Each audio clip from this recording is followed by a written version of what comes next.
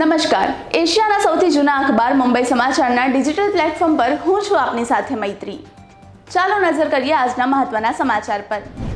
ઉત્તર પ્રદેશના ઝાંસીમાં શુક્રવારે મોડી રાત્રે મહારાણી લક્ષ્મીબાઈ મેડિકલ કોલેજના નિયોનેટલ ઇન્ટેન્સિવ કેર યુનિટના એસએનસીયુ વોર્ડમાં ભીષણ આગને કારણે 10 નવજાત શિશુઓને સળગી જવાથી મૃત્યુ પામ્યા। રાષ્ટ્રપતિ દ્રૌપદી મુર્મુ અને વડાપ્રધાન નરેન્દ્ર મોદીએ ઉત્તર પ્રદેશના ઝાંસીમાં મહારાણી લક્ષ્મીબાઈ મેડિકલ કોલેજમાં થયેલી દુર્ઘટનાને લઈને શોક વ્યક્ત કર્યો અને ઘાયલ બાળકોના સ્વાસ્થ્ય માટે પ્રાર્થના કરી।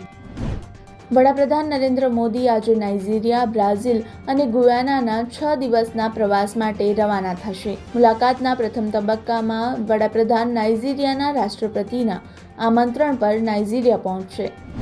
કેન્દ્રીય ગૃહપ્રધાન અમિત શાહ 3 દિવસના ગુજરાતના પ્રવાસે 18 થી 20 નવેમ્બર દરમિયાન વિવિધ કાર્યક્રમોમાં અમિત શાહ હાજરી આપશે।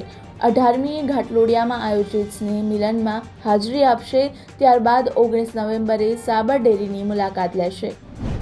મહારાષ્ટ્ર રાજ્યમાં શાળાઓમાં 18 અને 19 નવેમ્બરના રોજ ચૂંટણીને કારણે રજા નહીં આપવામાં આવે। શિક્ષણ કમિશનરની સ્પષ્ટતા, શાળાના આચાર્યોને તેમની સત્તા હેઠળ રજા જાહેર કરવા માટે સૂચના આપવામાં આવી।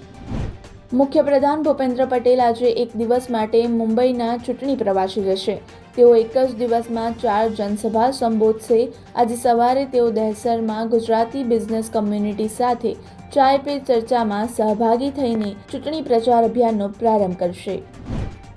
અમદાવાદ શહેરના બોપલ વિસ્તારમાં સ્થિત 22 માળની રહેણાંક બિલ્ડિંગમાં એક માળ પર આગ લાગવાની ઘટના બની। ઇસ્કોન પ્લેટિનમ બિલ્ડિંગના B વિંગમાં 8મા માળે ભીષણ આગ લાગી। જોત જોતામાં આગે વિકરાળ સ્વરૂપ ધારણ કર્યું હતું। જોકે 10 થી વધુ ફાયર બ્રિગેડની ટીમ દ્વારા તમામ લોકોનું રેસ્ક્યુ કરી લેવામાં આવ્યું।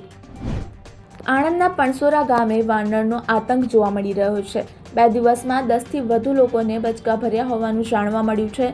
માર્ગ પર જતા આવતા રાહદારીઓ પર હુમલો કરતા જોવા મળી રહ્યા છે। ખેડા જિલ્લાના નડિયાદના સુપ્રસિદ્ધ સંતરામ મંદિરમાં 1,11,111 દીવા પ્રગટાવીને દેવ દિવાળી પર્વની ઉજવણી કરવામાં આવી। સંતરામ મંદિરમાં દર વર્ષની જેમ પરંપરાગત રીતે તેલ અને ઘીના દીવડાથી ઝગમગી ઉઠ્યું છે। ગઈકાલે રાત્રે જોહાનિસબર્ગમાં રમાયેલી ચોથી અને અંતિમ T20 ઇન્ટરનેશનલ મેચમાં ભારતે દક્ષિણ આફ્રિકાને 135 રનથી હરાવ્યું। આ જીત સાથે ભારતે 4 મેચોની શ્રેણી 3-1થી પોતાના નામે કરી।